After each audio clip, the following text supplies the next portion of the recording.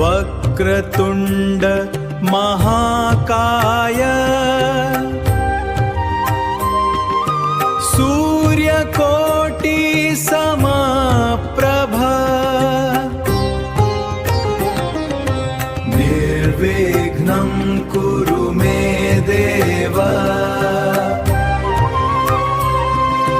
सर्वकार्येषु नमस्कार, फिर से स्वागत करता हूं अपने YouTube चैनल पर। बहुत अच्छा लगता है, खुशी होती है जब आपके रिस्पॉन्स मिलते हैं। आपकी प्रतिक्रिया मेरे हौसले को बढ़ाते हैं। इसी तरह अपना प्यार बनाए रखें हम पर। शुरू करने से पहले आपसे पुनः अनुरोध है कि मेरे इस चैनल को सब्सक्राइब करें।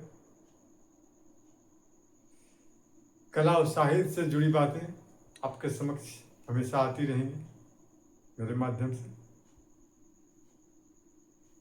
मेरे यही दो आँख हैं, दो कान हैं, साहित्य और कला। इसी विषय पर बात करते हैं।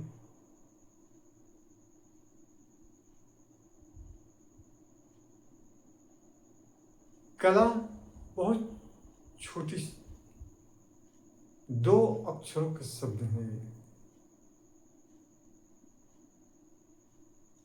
लेकिन इसकी विराटता व्यापक है। बहुत कुछ कहने की क्षमता रखती है कला।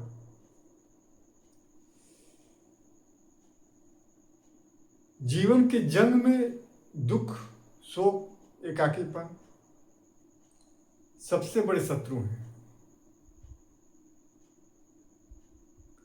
कला इंसान को इन शत्रुओं से लड़ने की आंतरिक शक्ति देती है।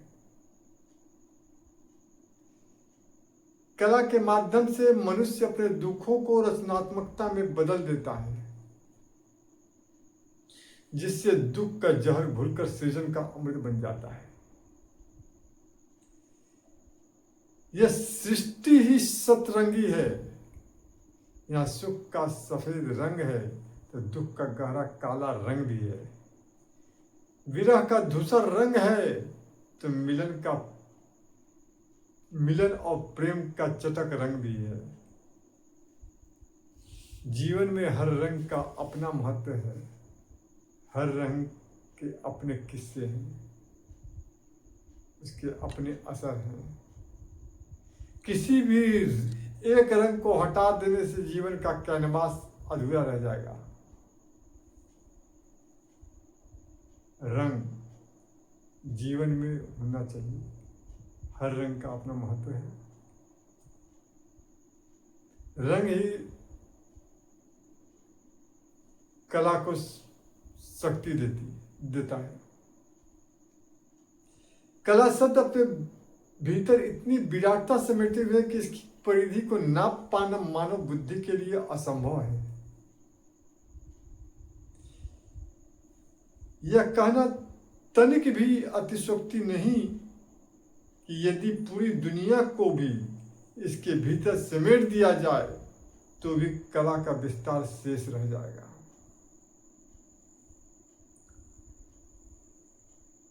वह तब भी पूर्ण नहीं हो पाएगी। कला ब्रह्मांड की तरह असीम, जिसका न कोई आदि है न कोई अंत।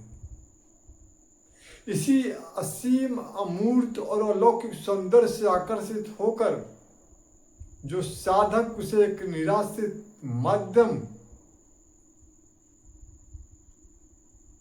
को निश्चित माध्यम में बना देते हैं। रंग शब्द या आकार देने का भगीरथ प्रयास करता रहता है।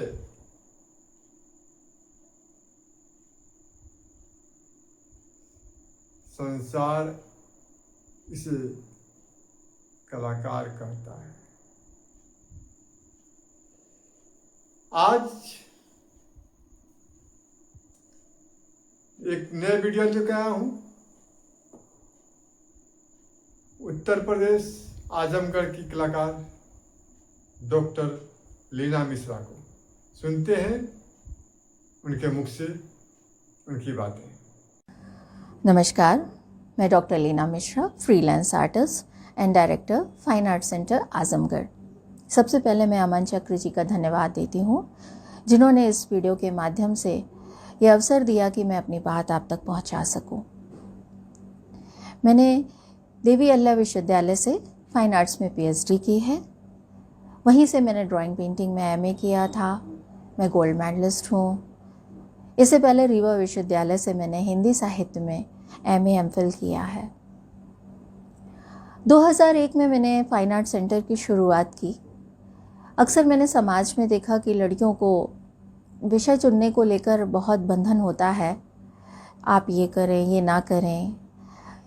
ये चीज़ मुझे बहुत खलती थी। इसी उद्देश्य से मैंने अपने सेंटर में एडमिशन की पहली शर्त रखी, अगर आपको कला की शिक्षा लेनी है यहाँ तो आपका लड़की होना ज़रूरी है।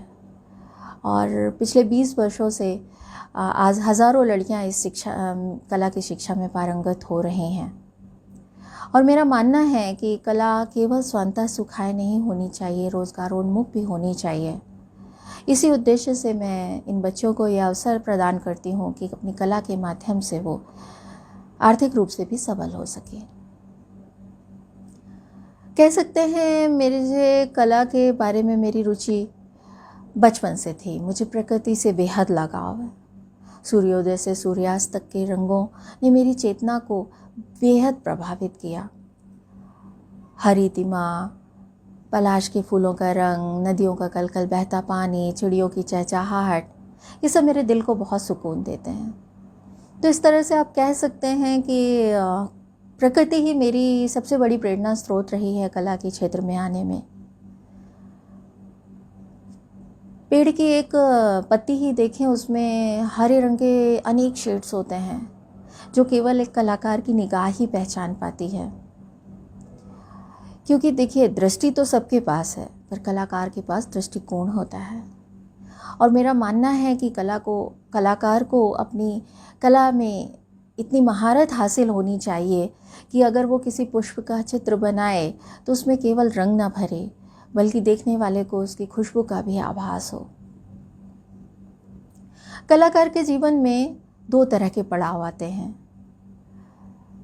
आरंभिक दौर में वो सब कुछ सीखता है, कई विधाओं में हाथ आजमाता है, लेकिन एक वक्त ऐसा आता है जब उसे लगने लगता है कि उसकी अपनी एक स्टाइल होनी चाहिए, एक ऐसी शैली जिसे देखते ही, पेंटिंग देखते ही पहचान में आ जाए ये किस कलाकार की है। मैंने भी कई विधाओं में शिक्षा ली है, लेकिन प्रेजेंटली मैं एक्रेलिक कलर में वाइट बेस टेक्सचर के साथ काम करती हूँ। शुरुआत में से ही मेरे मन में हमेशा ये विचार कौंते थे, जीव कहाँ से आता है, कहाँ चला जाता है, ये कैसा जीवन चक्र है। तो जल, अग्नि, वायु, पृथ्वी और आकाश से बना ये जीव मेरी पेंटिंग में कहीं ना कहीं उतरने लगा। और इस तरह पंचतत्व विषय पर मैंने काफ़ी काम किया है। और मैं मानती हूँ कि कला हमें आध्यात्मिकता की ओर ले जाती है, उस परम चेतना से जोड़ती है। तो जो आपको अच्छा लगता है वो आपकी पेंटिंग्स में परिलक्षित होता है। इस तरह के विषय ही मेरी पेंटिंग के में उतरते हैं और मेरे दिल को सुकून देते हैं। मुझे अच्छा लगता है ये रचना। पिछले 20 वर्षों में मैंने करीब 40 से 50 पेंटिंग प्रतियोगिता और प्रदर्शनी में प्रतिभाग किया। ईश्वर की कृपा से मुझे 15 राष्ट्रीय अवार्ड मिले, कला प्रतिष्ठा, नारी शक्ति सम्मान, Amrita Shergil award, best artist award, top artist of the year इत्यादि। आजमगढ़ में मैंने 12 चित्रकला प्रदर्शनी आयोजित की, 15 वर्कशॉप की और 3 राष्ट्रीय स्तर की ऑनलाइन पेंटिंग प्रतियोगिताएं मैं यहाँ रहते हुए आयोजित कर चुकी हूँ। आज के कलाकारों को मैं यही कहना चाहती हूँ कि वो अंधानुकरण से बचें, प्रकृति के नज़दीक जाएं, अपना ऑब्जर्वेशन बढ़ाएं और खूब मेहनत करें, कंफर्ट जोन से निकलें। अपनी मेहनत और लगन से लगातार काम करते रहें और एक दिन उनकी कला परिष्कृत होकर सबके सामने आएगी। पीएचडी के दौरान मैंने काफ़ी अध्ययन किया पुस्तकों का और एक जगह पढ़ा, पुराणों में भी लिखा है, जिस घर में चित्रकला होती है उस घर का सदा ही मंगल होता है। और इस भावना से मैंने अपना जीवन कला को समर्पित कर दिया और मैं आने वाले सभी कलाकारों से ये अपेक्षा करती हूँ, उम्मीद करती हूँ और उन लोगों के लिए प्रार्थना भी करती हूँ कि वो अपनी पेंटिंग से, अपनी कृतियों से समाज में एक सकारात्मक संदेश पहुँचाएं ताकि उनका भी कल्याण हो और समाज का भी कल्याण हो। धन्यवाद। तो आप ये वीडियो आपको कैसा लगा, अपना कमेंट के माध्यम से हमें बताएं। यदि आप में प्रतिभा है, आप एक सच्चे और अच्छे कलाकार हैं, आपके पास अच्छे विचार हैं, हमारे उभरते हुए कलाकारों को मार्गदर्शन करना चाहते हैं, उन्हें दिशा दिखाना चाहते हैं, तो आप अपने कला के साथ अपने विचार मुझे वीडियो के माध्यम से भेज सकते हैं। मेरा नंबर है 822107400023। आज की एपिसोड में बस इतना ही। फिर मिलते हैं अगले एपिसोड में। तब तक के लिए मुझे इजाज़त दीजिए। जय श्री कृष्ण, राधे राधे।